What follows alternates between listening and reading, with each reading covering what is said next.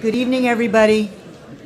Welcome. It's so great to see the moot courtroom so full of people for our wonderful event tonight. So welcome to Brooklyn Law School, although I know that many of you don't need more welcome because you've been here today, yesterday, the day before.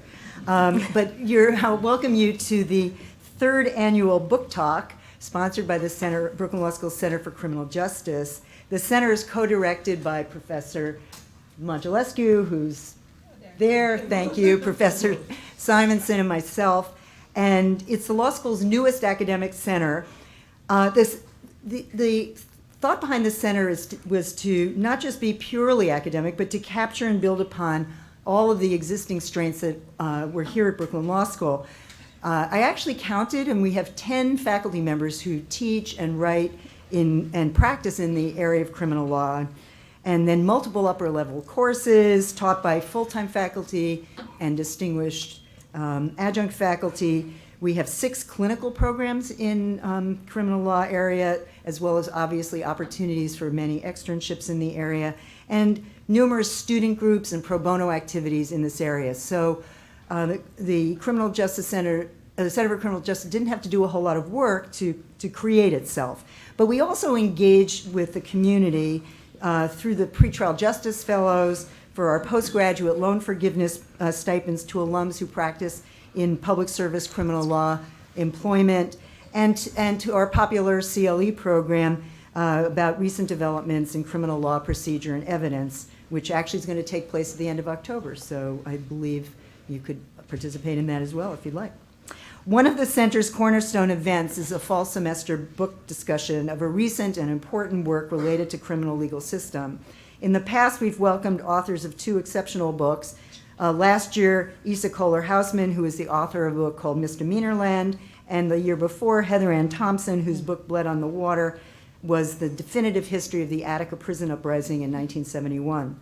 This year, we have the privilege of welcoming another extraordinary author, Danielle Sered, who will speak about her powerful book, Until We Reckon, Violence, Mass Incarceration, and a Road to Repair.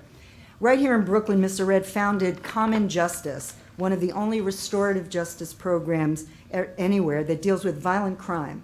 The inspiring mission statement of Common Justice says, Common Justice develops and advances solutions to violence that transform the lives of those harmed and foster racial equality without relying on incarceration. Rigorous and hopeful, we build strategies to hold people accountable for harm, break cycles of violence, and secure safety, healing, and justice for survivors and their communities. Ms. Sered's book not only describes her on-the-ground experience in this program, but also offers a critique of the important bigger issues of reforming the criminal justice system, and as the title suggests, offers some hope for real change. Ms. Sered will first speak about the book, and then Professor Godso, in whose classes many of you in the audience have learned about criminal law, and whose own work focuses on the regulation of intimate behavior and gender roles through family and criminal law, will ask her some questions before opening up questions to the audience. You undoubtedly will have many, so we'll try to assure that there's enough time before you go upstairs for refreshments to the 10th floor Subotnick Lounge, and where you'll have an opportunity to meet Ms. Sered and perhaps to buy a copy of her bold and provocative book. We hope you'll join us upstairs after the program. And for now, Professor Godso and Ms. Sered. Thank you. Can I start? So thank you all so much for being here tonight. I know there are enormous demands on your time and attention, so it's just a real honor that you chose to spend it here. I'll talk a little just to frame the central argument that the book makes, and then we'll go into a conversation. And so Common Justice started, I started Common Justice in part out of a commitment to participate in the effort to end mass incarceration. And I understood that we would not end mass incarceration unless we took on the question of violence. I understood that for 2 main reasons. One is just numerically. More than half of people locked up in the United States are locked up for crimes of violence. And so we will not see reductions of more than half by ignoring more than half of people. It's not numerically possible. Reductions of more than half should not sound or land ambitious to you. The day I was born, there were roughly 443,850 people locked up in America. If you're a researcher in that, like Todd Clear, who placed my birth month based on that information, keep it to yourself. There are more than 2.3 million today. And so even a 50% reduction concedes a threefold increase in my own lifetime and in many of yours. Maybe not too many. But the other reason that we talk about reductions on that scale is more profound, which is that we don't choose incarceration over roads and incarceration over hospitals and incarceration over schools and incarceration over lower taxes or whatever else we might want because we're really upset about people who repeatedly shoplift. We make those really profound national sacrifices on the order of billions and billions of dollars because we're told this story of some imagined monstrous other. Somebody who is not quite human the way we are human, someone incapable of feeling empathy in the way we do, someone from whom we have to be protected at any cost, where no cost is too great. That story in this country is as old as the country and frankly as racist. It has always been a story about Black Americans and to some degree immigrant Americans. And it's a story that forms the underpinning of why we're willing to do this thing that never has and never will work to produce safety for us. And so it's our belief that even as we make great progress for nonviolent crime, that unless we come for the heart of the thing, it will continue to grow. Like a well-pruned tree grows even faster than others. You have to come for the root. And so when we think about what it means to end mass incarceration, we think about violence. But it's important to also say that it's our belief that we will not end violence unless we end mass incarceration. We don't understand mass incarceration as something that it works, because it just isn't, and we're good at reading the research. We also, though, don't understand it as something that just fails to work. We understand mass incarceration as something that is productive of violence, and I'll talk a little bit more about that in a minute. So at Common Justice, we believe there are 4 core tenets that should shape our responses to violence. The first is that responses to violence should be survivor-centered. That doesn't mean that they are survivor-driven and survivor-controlled, but it means we should not make decisions about response to harm without consideration of those who were harmed. That seems obvious, and to some degree seems like what some of our legislators do, what many of our prosecutors claim to do, what put great tension in the eyes and hearts of defense attorneys, because we have spoken on behalf of victims for a very long time, though very few people who speak on behalf of victims have actually consulted victims about what they want. And even those that have consulted some victims have virtually never consulted a representative sample of victims. So as a white woman, I am on most of the posters for victim services. Those white women in the audience, we get to see our faces. I'm a young man of color is 10.5 times more likely than me to be robbed or assaulted. Women of color are far more likely than I am to be hurt. And so the story we've told about who victims are, also as old as our country, serves the purpose of excluding a huge range of victims' voices, that the vast majority of people who are hurt are not listened to or heeded in the shaping of our criminal justice policy.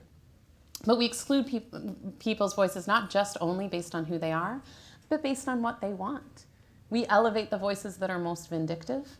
We elevate the voices that are most consistent with the dominant narrative that's familiar to us. We elevate the voices that are most excited about the criminal justice system and its current offerings. We do it at the expense of others.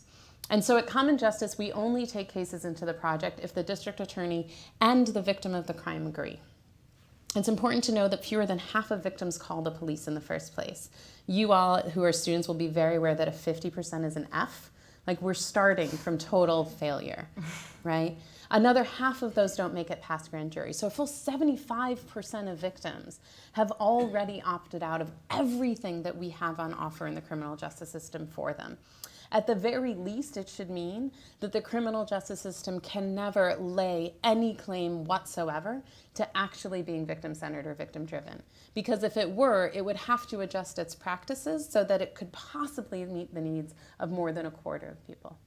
Those quarter who remain are the subset of those who experience serious violence in Brooklyn, so who are robbed, who are shot at, who are stabbed, who are seriously injured. We reach out to them and say, do you want the person who hurt you incarcerated, or do you want them in common justice? And even among that group, who are arguably the jailingest subset of victims you'll find, 90% choose common justice. It's a wild number. When I first saw the number, I thought it was because people were better than I knew. Like, I thought we were compassionate, that we were merciful, we were forgiving. We thought, but for the grace of God, go I. I don't think that's actually the main reason. The thing that I should have known is something I should have known as a survivor myself. So the best way I've been able to describe it is, as survivors will feel pain like so deep that we would like wring out our own bones to be free of it in case it's stored in the marrow there. And we will feel fear so all-consuming that in our own homes, in the arms of the people we will love most, we will be unable to sleep, and when we finally collapse from exhaustion, we will wake from nightmares. And we'll feel rage so intense it makes us unrecognizable even to ourselves. And the one thing that outranks all of that is that we are pragmatic. At the end of the day, there are two things we cannot abide. We can't abide the thought of it happening to us again, and we cannot abide the thought of it happening to someone else. And when we are presented with an option, we will choose the option that meets those core pragmatic needs. Most of us know that's not prison. The hardest people to persuade that incarceration works are people who live in neighborhoods where incarceration is common. As a hypothesis, you can have interesting arguments about deterrence theory and about incapacitation and about retribution and about all those things. You do those. I think everyone's like, oh, those are our things. Like the first smiles lit up in the room. If you were deciding, if you were like, this person, whether this thing works or not will determine whether I and those I love live or die, you become extremely pragmatic. And if you live in a neighborhood where incarceration is common and has failed to curb violence, where you've seen people go away and come home worse for it, you're not betting on common justice because you love innovation. You are betting on common justice because you want yourself and others to be safe. And it's that pragmatism of crime survivors that is at the heart of the continued expansion and function of our work. Our second principle is that responses to violence should be accountability-based. That sounds obvious. It might resonate, victim-centered and accountability sound familiar, like you know these from the public discourse. Though generally we conflate accountability and punishment. We say he has to be held accountable, and we assume that that means punishment. I would argue that those two are not only not reducible to each other, but they're actually in many ways incompatible. Punishment is passive. It's a thing someone does to us. All we have to do to be punished is not escape it. Accountability is different. Accountability requires, in our view, that we take responsibility for what we've done, that we acknowledge its impact, that we express remorse, that we make things as right as possible, ideally in a way defined by those we hurt, and that we become people who will never cause that harm ever again. That is some of the hardest work any of us will ever do. And the problem is that that kind of work is rooted in human dignity. One can only do that from a place of human dignity. And so in a context like prison that is antithetical to human dignity, it becomes extraordinarily difficult for people to do accountability. There are people who do that in prison. Prison does not deserve credit for it. So someone who swims home after jumping off a drowning ship, you do not credit the ship for their safe return. Right? What people are capable of doing in that context is a testament to an extraordinary thing in their human spirit, not to a context that facilitates it. Prison creates barriers between people and those they harmed, so they don't have to face the impact of what they've done. They don't have to answer any questions. They don't have to make meaningful amends. None of those things. We actually believe that when we hurt someone, we incur an obligation. And it's an obligation to face that person and to rise to the challenge of repair. We think that prison excuses that obligation and that accountability embodies it. The unfortunate thing about it is that accountability does a couple other things. First is it is a far more effective vehicle for transformation than punishment is. And second, it is very much aligned with the things those same survivors want, which is to say, why me? Was it a real gun? How dare you? Who the F do you think you are? Give me my money back. Do these things that mean something to me. that the idea that the interests of defendants and the interests of victims are in some zero-sum game is wrong. And even as many of you are learning about an adversarial process, while your roles may be adversarial, the roles of the human beings who are implicated in those cases most often are not. The third principle we believe is the responses to violence should be safety-driven. It also sounds obvious, but it's not what we do. So I'm in the business of ending violence, right? First and foremost, even before being in the business of ending mass incarceration. And so it's my job and the job of my team to understand what generates violence and what can stop it. Now, the primary drivers of violence are structural. They're poverty, even more than poverty, they're inequity, they're white supremacy, they're those things.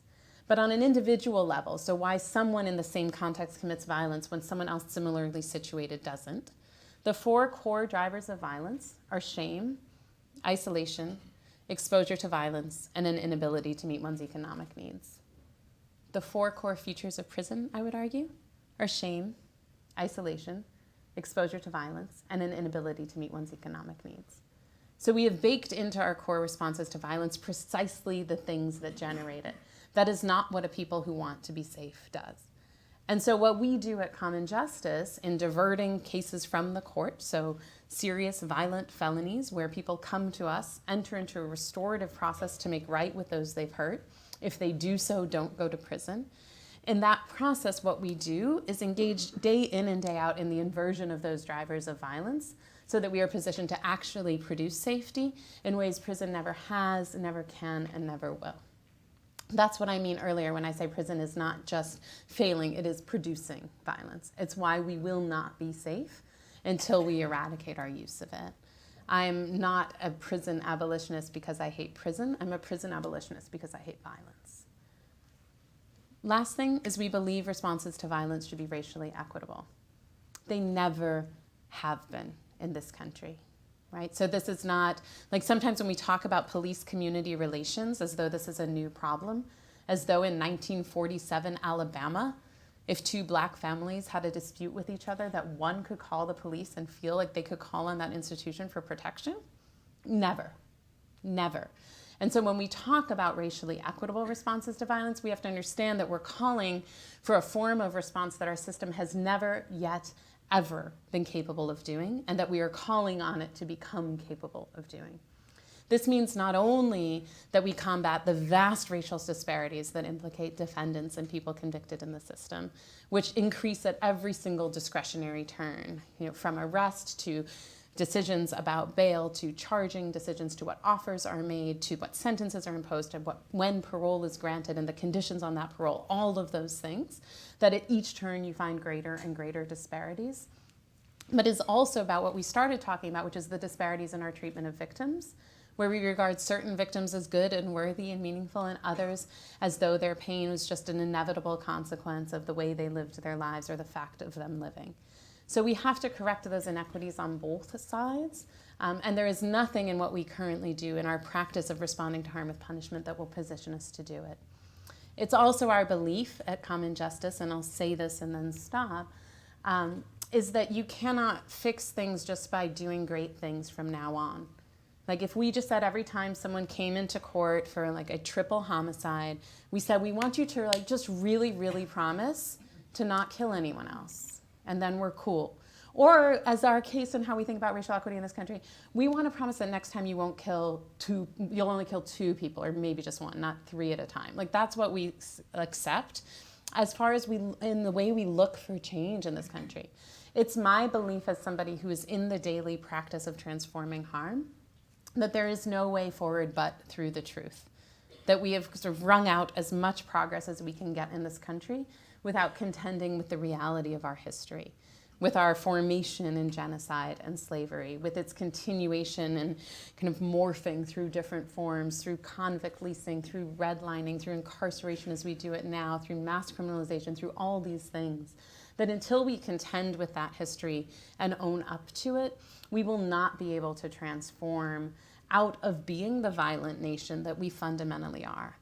And when I think about the steps to doing it, I don't actually think they're different than the steps that are required on an individual level. I believe we as a nation, and particularly we white people, have to acknowledge what we've done. acknowledge its impact, express genuine remorse, make things as right as possible, ideally in a way defined by those harmed, and become a people who will never do it again.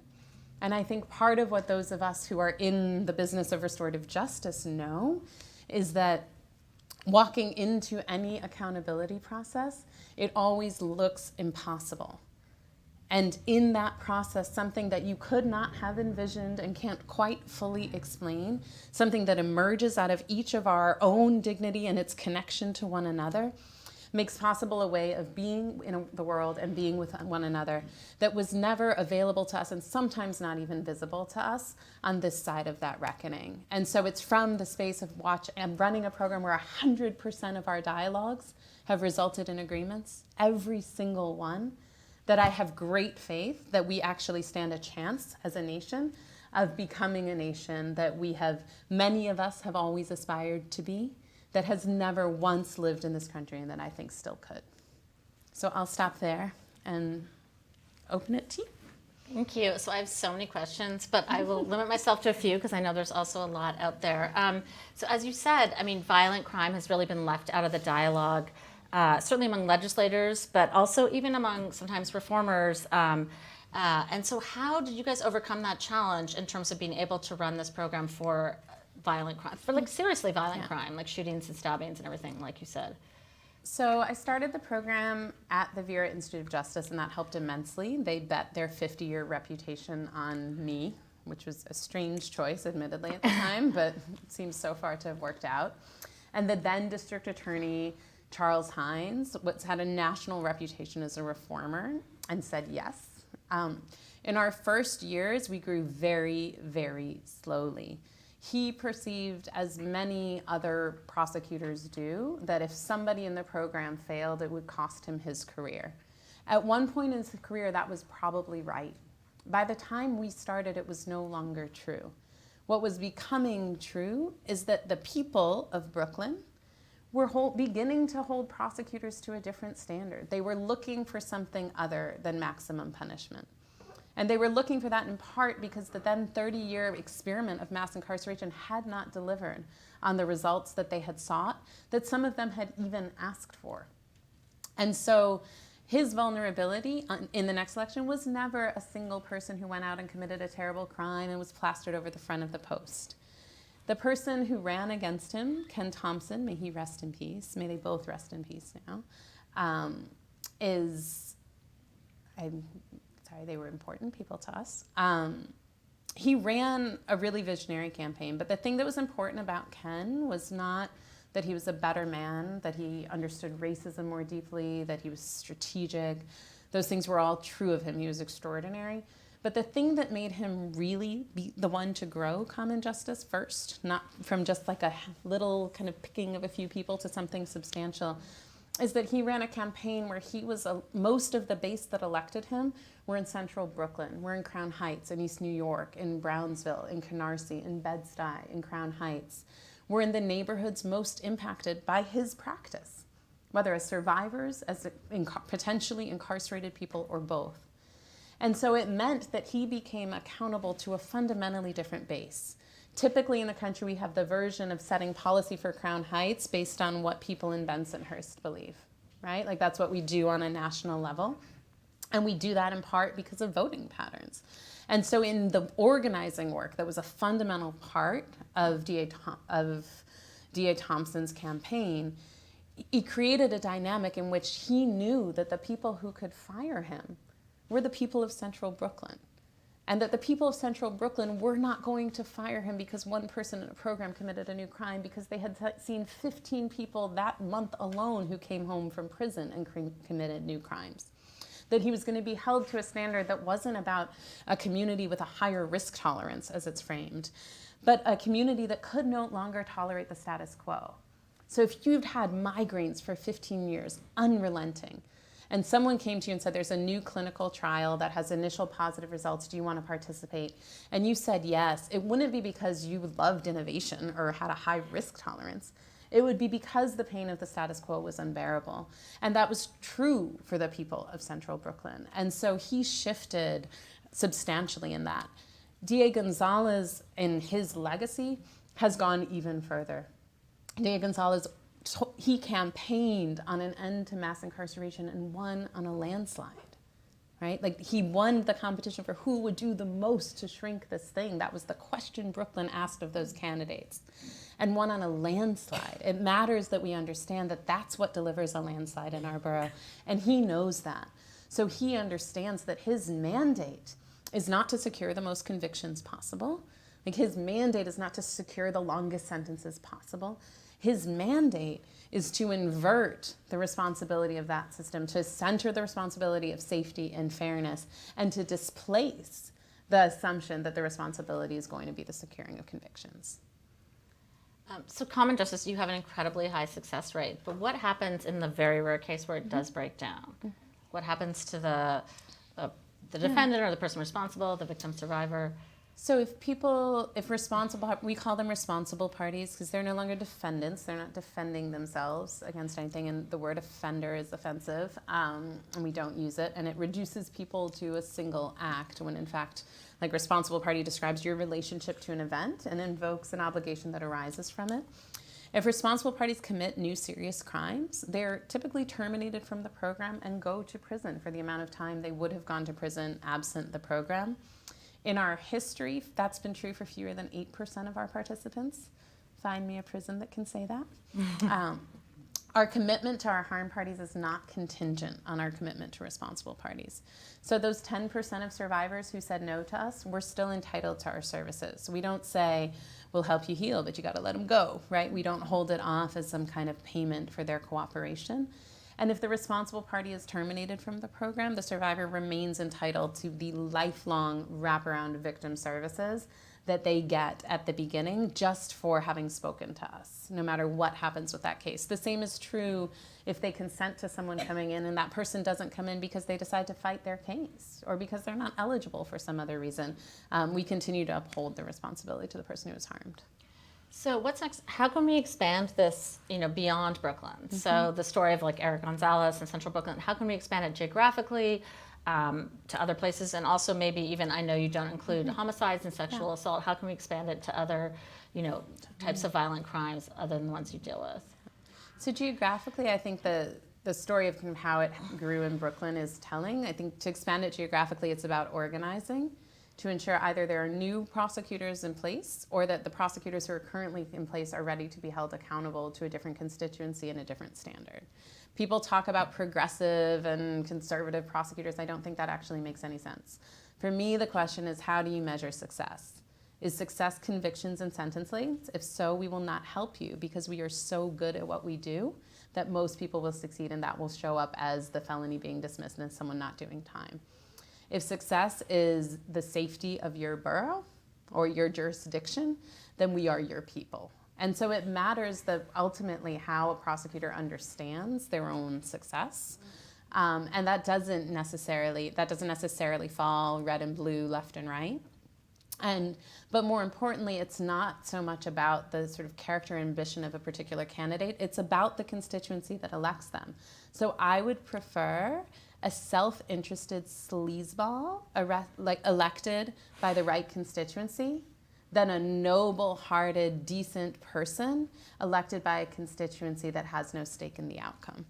And so I think it comes down to organizing. It comes down to power. Lorenzo Jones, a beloved colleague and mentor of mine, says, you don't win because you're right, you win because you're strong. And so we have to understand that it will not come down to persuasion, right? It won't be, people are persuaded.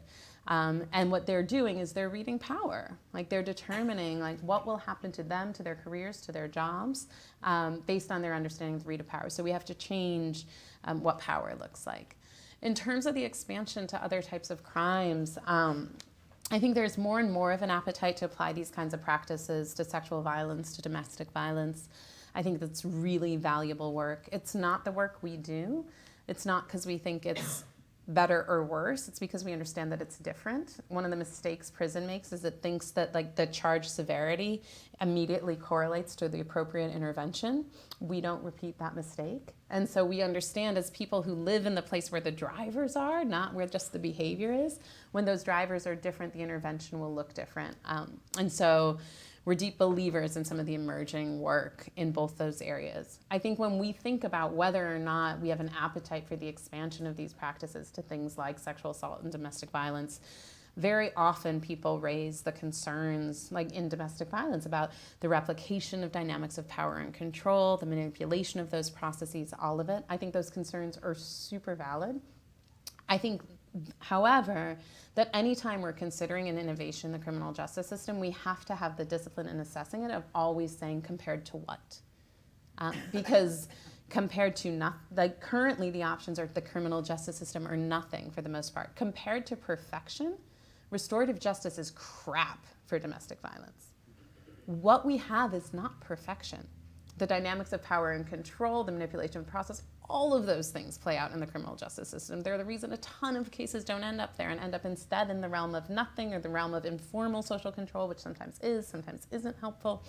And so I think when we think about innovations, the discipline of making an honest comparison very often will land us in a different place about our enthusiasm for trying something. We would consider crimes of homicide now. Our model is equipped for it. The hardest part in some ways about a crime of homicide is not just the irreparability or severity of the harm, though of course that's a serious factor. It's that it can be really difficult to identify who has the authority to consent. Like when I said we only take cases if survivors agree. Like when somebody has been killed, it is not always clear if it is their mother, if it is their partner to whom they may not be married, if it is their child, if it is their brother with whom they lived. And those family members very often are not in consensus about what should happen, especially not close to the time of a loss of that scale. And so for us, it's less about whether we believe our process could hold that level of pain. I'm confident it can hold it better than prison can, in the spirit of compared to what. But the question of who gets to say yes is a really profound one for us. I think when we think about prison as a response to homicide, one of the deepest indictments of prison I've ever seen are letters to the parole board from the surviving family members of homicide victims, calling for somebody to never be released. And if you read those letters, you can FOIA them. If you haven't had your FOIA class yet, do it, because that's a super cool skill. No, really, everybody here should be really good at filing FOIA things by the end, just saying. If you see those letters, like they say things like, I still feel as much pain as I did the day he died, 20 years ago, 15 years ago, 30 years ago. If this system worked, they would not feel pain at the same level they did the day that person died. Our pain, when we are engaged in something that is actually healing to us, our pain never goes away. Like, I carry my dead with me everywhere. I understand that. But it does not stay the same. Like, that stasis is a sign of a system that has done nothing to benefit. Like, if you had those same migraines and been taking the same medication for 30 years and you went to your doctor and you said, my pain is unrelenting, and your doctor just wrote you a refill, like, you would not be getting the care you deserve. And so I think even when we think of crimes as serious as homicide, we have to be honest about the degree to which the options we have available are delivering anything near what people deserve in response to that harm. So we have a lot of new and future lawyers in the room. And so what lessons can they draw from restorative justice in a larger sense, like either for criminal work, but even for civil work, or the kinds of harms that people inflict on each other and how to remedy that? I mean, I think one thing for those of you who will, I guess it's not just defense attorneys, it's also those of you who will be prosecutors. It's really critical to not assume that a survivor's rage is equivalent to a survivor's desire for incarceration. It's also really important to remember that we can never predict in the absence of options what someone will choose in the presence of options. So if there were a hamburger stand in the middle of nowhere with nothing 200 miles before or after serving crappy, dry, nasty burgers, and you drove past it and you saw a line of 200 people, and you came to the conclusion that those were the best burgers in America and that everyone's favorite food was burgers, it would be really bad methodology, right? You would be missing something about the context. What we know is that if you opened a pizza spot and a taco spot and a Chinese food spot and some veggie spot next to that place, that the line would diminish perhaps almost to zero. And so when you're saying, do you want incarceration or nothing, survivors will tell you incarceration, because as survivors, we need something. And if you ask how much, like if you asked a survivor to order, they'd be like, I'd like an extra large, what do you have? Right? Like, we want the most. It's the most that is any way commensurate with the feeling and scale of our pain, right?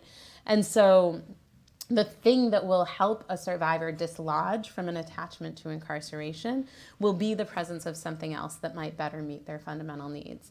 And as prosecutors, for anyone here who becomes a prosecutor, if you think about, your responsibility will not just be to that specific survivor, right? You will be representing the state, not them. You're not their lawyer, as you'll have to tell them and they'll curse you out for. They will. But understanding that when you hear that rage, like not equating it with an indication that you cannot pursue something other than a jail or prison sentence without and still honor them at the same time. That the fact of the adversarial process is not correlated to a zero-sum relationship between those parties, I think is extraordinarily important to know. Great. So I think we want to open up for questions. I know there's microphones, so if people want to come up and, maybe ask your questions, or you can just raise your hand or stand up where you are. You're in the microphone. Thank you so much, Danielle. So I have 2 questions, but since I'm going first, I'm going to ask both of them. The first is if you could, well, I have many more than that, but the first is if you could walk us through actually maybe an example of an agreement that comes out of common justice. And one of the ones that stands out from the book is where the responsible party couldn't take the train for a certain period of time because that was something that had impacted the person that was harmed by the crime. And in that, if you could talk a little about how common justice navigates maybe replicating coercion or some of the things that we find incredibly problematic in more traditional adjudication processes. That's question 1. Okay. And the second is, is common justice only available in cases where there's a complete alignment between top count, sort of what the DA charges, what a harmed person explains has happened, and what a responsible party thinks has happened? So I'll answer the second one first, which is I've yet to see a case where that's the case. That was definitely not. If you could guess, that was what I was getting at. Absolutely not. There has to be, a responsible party has to admit to having, the most important alignment is alignment between the harmed and responsible party. The charge is sort of irrelevant when those stories make sense. They can have different experience and perceptions of it. Trauma is complicated. Sometimes things are committed by multiple people and people will attribute one action to the wrong person in a group. That happens a lot. It's part of how traumatic memory works. Many of the same things that happen in traumatic memory happen as you are committing harm, like the same kind of chemicals and adrenaline and all of that flow in response to trauma can also flow when you are the perpetrator of harm. And so memories are not perfect in these cases. They have to have enough alignment that there is not like fundamental denial of the basic thing that happened, right? Someone has to, the responsible party has to have been there, have been involved, have done something they can acknowledge was wrong. They can say, I did this part, but not that part. I'm not the one who took the phone. I wasn't the one with the bat. It wasn't a real gun. I didn't actually say that. That's not why I picked them. All of that, which is what usually happens.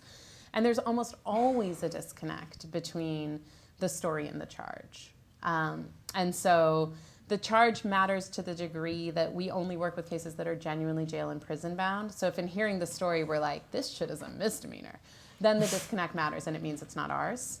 But so long as we're like, this is still legitimately a violent felony, legitimately jail and prison bound, and these stories are somewhere compatible, like that we can believe both people and move forward, then absolutely. I may tell a slightly different story of an agreement, but I promise to answer your coercion question. So the agreements are really wide-ranging. So they can be things you'd expect: go to school, do community service, get a job, apologize, pay restitution, that kind of stuff. developmental stuff, like read stuff about your culture, about my culture, about your history, about our history, about our neighborhood. Do that. Talk to other young people, pay it forward, that kind of thing. And then they're also often really particular to the case. So there's one case in which the harmed party was an immigrant to this country, was working for cash in a kitchen in a restaurant in Manhattan, was robbed and assaulted on his way home from work, like very badly hurt, had his week's wage stolen from him, and experienced really classic trauma symptoms, right? So he would talk about, right, his bodily reactions were textbook trauma symptoms, and he would talk about if he walked down the street, if a, quote, little old lady came up behind him, like his mind would race and his heart would race and his stomach would turn. And the fact of that meant he withdrew from extra shifts at work, he withdrew from his ESL classes, he didn't go out with his partner anymore, like he shrunk his life as much as possible. He would take cabs home, which would cost half of what he made. None of us can afford a 50% pay cut. I mean, I guess a couple people can, but he could not. And so it reverberated through every single part of his life, like a version of chronic pain, right? That's part of what trauma is. And in the circle process with the person who harmed him, like a good way into it, after they had acknowledged what happened and its impact and all of it, the responsible party said, every man older than me in my family has served at least 10 years in prison. And my brother served 11 years. And each of those 11 years, he won the prison boxing league championship. And my brother's the one who taught me how to fight. And that night on the street, I showed you the wrong end of that. But my brother is also the one who taught me how to defend myself. And if you want me to, I'll teach you that too. And because I didn't have the talking stick, I couldn't say anything as the vision of my general counsel passed before my eyes as I thought about crafting a consent form for this. You can imagine, it's nice sometimes to be with lawyers when you're like, whoo, liability. But I didn't have the stick, so I can talk. So instead it goes to the harm party, who says, I would love that. And we go to a dojo with a trained martial arts instructor, because at Common Justice we're very good at knowing what we don't know. And the person who had committed this robbery first was standing as though he was the one being restrained and demonstrating how one gets out of those. This is not a self-defense class. Do not do this at home or in the streets. But how one gets out of that kind of hold. And having demonstrated it, they switched positions. And this young man is being held not just in the same position, but by the same person who held him that night. That's at the root of all of this district. At that point, maybe 20 months, right? Of upending his whole life. And that person is now coaching him, being like, okay, a little to the left. Okay, that's the spot, right? And first he's holding him fairly loosely as he practices, and eventually he's holding him with his whole strength, and over and over and over, this harm party is breaking free of this man's grasp. The next day, the harm party called me on my phone, which is widely understood as being for emergencies, and I was concerned about how this may have affected him. And I said, hi, what's up? And he said, I'm calling to tell you nothing happened, which didn't sound like an emergency. And I said, can you say more? And he said, I walked by a 6'4" man and nothing happened. His mind didn't race and his heart didn't race and his stomach didn't turn. And so he went to Times Square. He had about half an hour before he had to be at work. He went to Times Square so he could walk by as many people as possible. I contend this is the only truly positive story about Times Square that you'll ever hear. No one has risen to that challenge yet. And he's walking by people, and I hear him being he's like, hold on, there's a tall one. Nothing. Tell me he doesn't deserve that. If we can give him that release from that pain, and we can do it in such a way that the person who harmed him never hurts anyone ever again, on what moral basis can we deny him that opportunity? Where are we, in what moral footing are we standing as decision makers, as a country, as a people, to say no, to close that door to him? And so that is an atypical agreement for us, but it is not atypical that they are sort of that creative and individually matched to a case. You asked about coercion, and it's interesting. Our agreements can't be degrading to people. They can't put debilitating financial strain on people, that would render them homeless. They can't involve violence, the being on the receiving end or committing further violence. So there are a bunch of constraints around those. The question of what is degrading is sometimes a matter of debate. Those things are culturally situated. They're personal. They're related to the things that are each of us situate our own pride. When those things arise, what we try to do is to get at like what the underlying desire is, like what the thing is that somebody wants out of the agreement. It's usually only restitution that is not remotely symbolic. It's just like, I lost $600, I owe $600 to my landlord, I want $600. It's not a thing, it's a thing, Most other things are tied to a value. They're tied to the kind of transformation of power that people are seeking. Trauma at the end of the day distills down to powerlessness, which means that the opposite of trauma isn't help, the opposite of trauma is power. And for everyone in that room, we're interested in we understand violence in part as the wrongful exercise of power, and we are cultivating the right exercise of power. That means harm parties don't get to engage in the degradation of the person who hurt them. And it also means responsible parties are responsible for exercising their own power in a way that is in the service of repair. The place we struggle with, so we struggle in some ways least with the dynamics of coercion in those agreements because we can usually find our way through it. The place we struggle is that people enter a guilty plea at the outset. The sentence is suspended. If they're successful in the program, the felony charges against them their plea is vacated, the charges are dismissed, they're sentenced to a conditional discharge on a misdemeanor. And so part of what's happening the entire time is the threat of prison is hanging over people's heads. And what we do about that is twofold. In part, we try in our work to help people shift from extrinsic to intrinsic motivation, to doing what they do because they're going to see the judge, instead of doing what they do because they're going to see a mirror. And that the things that are asked of them because they are fundamentally dignifying things are the kinds of things that people will do because they're facing a mirror, not just because they're facing a judge. And then we're also really honest and transparent about our power. Like, we do not pretend that we do not have enormous influence in the courtroom. It's like sometimes people talk about us remanding people. We can't actually put people in jail. If we could, different people would be in jail, just saying. Like, we wouldn't be having this whole impeachment conversation. We'd be, common justice could do it, we'd be done. So we don't, but we have enormous influence in the courtroom. If we terminate someone from the program and ask to see them remanded and incarcerated, they typically are. And so it's really important that we who are like working in the service of transformation and liberation are honest with ourselves, with one another, with our participants about the power that we wield, that we don't try and conceal it, that we're respectful of the role it plays in our relationships with our participants, and that we hold the complexity of it, not just ourselves, but with them. And when we do that, people are entirely capable of it. In ways, if we try and manage it behind like some curtain and emerge fully coherent, it doesn't work. And if we can name the complexities to our participants rise to it. Yes, good afternoon. Hi. I wanted to ask. I like your vocal hat. Yes, I remember you from Albany. We've been in Albany together. Yes. Hi. I wanted to ask you, I'm not clear as to at what process individuals are given the program that you've given them. When somebody get arrested, they go through the system. Do they have to take a plea?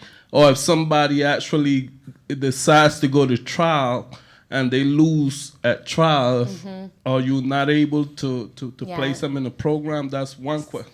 And two is that I would like for you to give organizations like Vocal New York, Just Leadership USA, and a whole bunch of others talking points, because we need to be, those of us that advocate, we need to be telling the legislators that this is what we need, in order to bring down the population in prison. That's all. Thanks. Thank you. So we are not post-conviction. So if someone goes to trial and loses at trial, we're not an option. We get cases post-indictment. That's partly because a huge portion of cases that are not indicted don't actually result in a jail or prison sentence. And because we're an alternative to incarceration, not an alternative to dismissal, we have to be at a point in the process where we're confident that absent our intervention, the case would be jail or prison bound. So people who enter the program enter a guilty plea to a felony and to an underlying misdemeanor with a promised jail alternative, meaning what time they'll face if they fail in the program is named and explicit up front and always matches the best offer that's been on the table. So it's not inflated. It's not like you could do 3 years, but if you mess up in common justice, you're doing 10. Like if you're looking at 3, you're looking at 3 if you fail for us.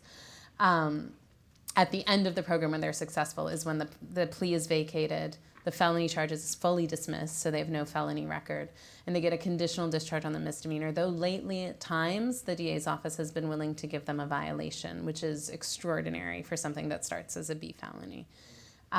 We know Vocal and Just Leadership very well. They are dear friends. And like my little baby who you'll see around here is obsessed with Deanna Hoskins, who freed him from his stroller just on Tuesday. She was like, you're going to remember, I'm the one who got you out.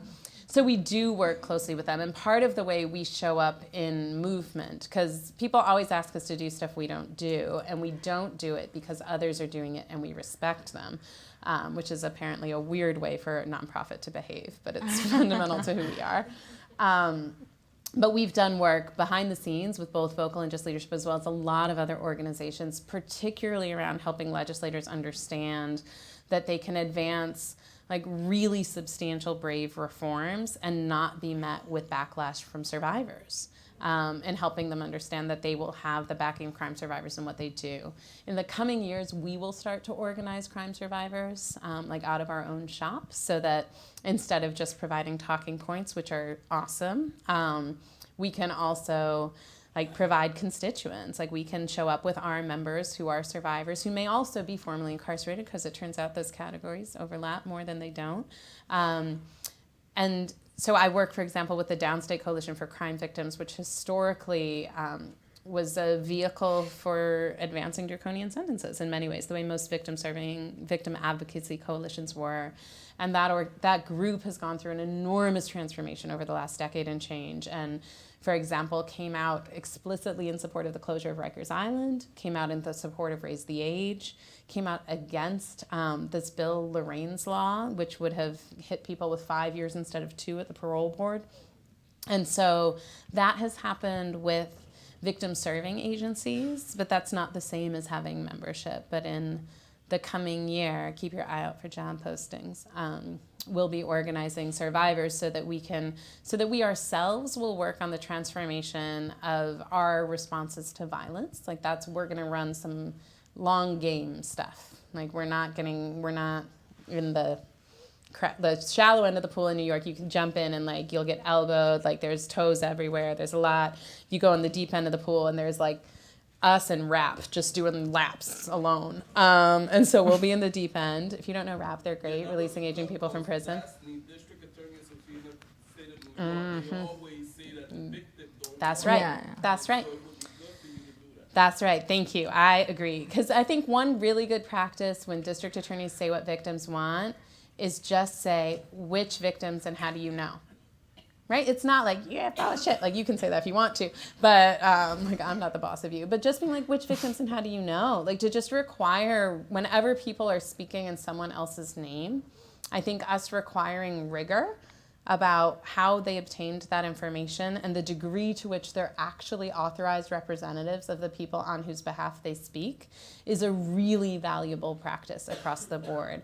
And I think if we did that, the realignment of power would be extraordinary, including among advocacy groups, which would rise and which would fall, right? And so just like, which people and how do you know?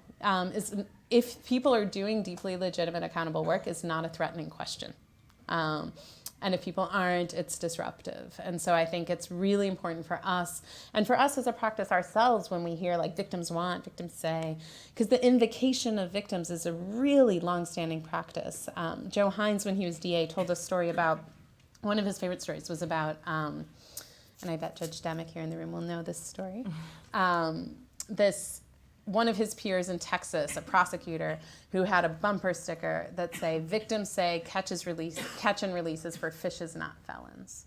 And when you first hear that story, it's like the dehumanization of it that just strikes you like most intensely and profoundly. And I probably sat with the dehumanization of it for about 5 years and then was like, what the fuck is with that victim say? Sorry, it's after 4 o'clock. I go, potty mouth comes out after 4. If you wanted me to clean up my language, you should have made this a morning talk.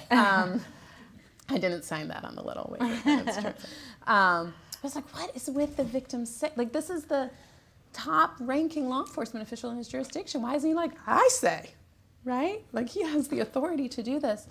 And it points to the way in which so much of the authority, whether it is prosecutors or legislators, to advance these draconian practices has been so consistently done in victims' names and in such a small subset of victims. Like it's Megan's law, it's Sarah's law. It is not typically like Terrell's law, right? And so when we think about who is likeliest to be harmed and we think about like what it would look like to be accountable to the full range of victims of crime, all sorts of different things become possible and on the table. Who else? I think I don't know if I have was authority to call on people. So I'm sorry, I have a question. Hi, how are you? So, Was that your question? I'm good. oh, that thanks. was it. That's good. That was the only one. Yeah, of course. Next. I'm like, Shit, I nailed remember it. I remember it. So one of the questions that was asked earlier was about kind of expanding to other types of charges. I'm actually more curious about expanding from restorative justice to an idea of transformative justice, right? And, you know, you kind of touched my original question earlier about coercion, but one of the things I'm also concerned about is the 50% of folks who are unable to access Absolutely. this. Yeah. So I'm just Yeah. curious about kind of like what that expansion Yeah. would look like. So we should be put out of business by community-based transformative justice practices that mean that when people are hurt in their neighborhoods, they have people they can call who can convene meaningful accountability processes that bring to bear the moral weight of a community and meet the needs of those survivors in such a way that those people are kept safe, people's healing needs are met, and they never have to call 911. Like that's who we want to have put us out of business. And we're deep believers in that work. I have a transformative justice background and came in closer to the center, to the belly of the beast. At the same time, so long as mass incarceration exists, and so long as that system exists, we believe it is our job to create as many exits from it as humanly possible. Speaking personally, it's part of my analysis of where I belong as a white person in the work. Like where I just what doorway I put my body in. I am not needed in a church basement in East New York. I'm sorry if white people are going to church basements in East New York, hopefully you're going to listen. It's not where I'm needed, right? It's not where I can put my privilege to the greatest use. I'm not a big football fan. Some of you were like, oh, I loved you until this moment. But in doing this work, I can just watch that defensive line and I'm like, oh, I see you. You just stand there and you put all the heft you have, whatever form it takes. In mine, it's less physical bulk. And you take hits. So someone who already knew how to run can get where they're supposed to go. The processes that happen between our harmed and responsible parties, they were always already capable of them. They were always capable of them. And there was a system that separated them from each other in such a way that transformation that was always possible was continuously interrupted. And my job is to hold that line while they run. While they get to where they belong. And that's the thing about my positioning in it. And that's different than saying I think restorative justice is more strategic or more tactical than transformative justice. That is absolutely the best way we could go out of business. I hope it's the one. But I think it's also about thinking about in a time where this is being done in our name and on our watch, where do we stand? Where do we put our one precious life? And for me, the best I've been able to judge, and it's been including with the wisdom and leadership of some of my best transformative justice teachers, this is my assignment. And in some ways, I'm in that place on marching orders from my elders, particularly from my Black elders, from people who have told me, when I in my 20s negotiated a gang truce because white ladies in our 20s do what we feel. And it's true. Some of you are white ladies in your 20s doing what you feel. Some of you are doing that with good constraints. Some probably not. And so I negotiated gang truce. Luckily, nobody died. I mean that very seriously, but for the grace of God. And my small wisdom that I knew I was supposed to be less and less important in the course of the process, so I at least had that much training. After I did it, I went to this professor of African American studies, this black man who I held in really high regard, and I always just wanted him to think I was amazing, which he never did. He's passed away now, so I'm never gonna have him think I was amazing. Like, that's over for me. It didn't happen. I have to let it go. And so I'm not like, can you hear me in the spirit realm being a little smarter now, Dr. Bird? No, he cannot hear me. Because if he were listening, he would be listening to me. And I asked him, I was like, I negotiated the game too. I was like, what's next? And I thought he was gonna be like, psst, like, this is where I keep the AK. Like, I was sure we were gonna go do something amazing together. Like, I was sure it was gonna be like Weather Underground 2, Deeper Underground. I was in it, I was excited. And he said, do you have a suit? And I was like, I don't have a suit, I have a hoodie, like, whatever. And he was like, we need you in a suit. And I was like so disappointed. And it was a call. Like, he repeatedly, when I had all sorts of ideas, like, a Rhodes Scholar, I was gonna turn down the Rhodes Scholarship because it was blood money, like, from African diamond mines, and I was gonna say no, and it was gonna be amazing because no one turns it down. I was very proud. And he was like, you could do that. You'd probably feel very amazing if you did. And he's like, or you can take that thing and the power it affords you and be accountable to us for the rest of your life. Up to you. And it's like, these conversations, continuously disappointing, these conversations for me, and continuously life-changing. And so I think, too, there's, we do a lot of debate about, like, which things are better or more needed or more strategic or more essential. And I think some of those debates are really important to have, especially when those things are in tension with one another, either like they cannot coexist or they're in a fundamental tension for resources.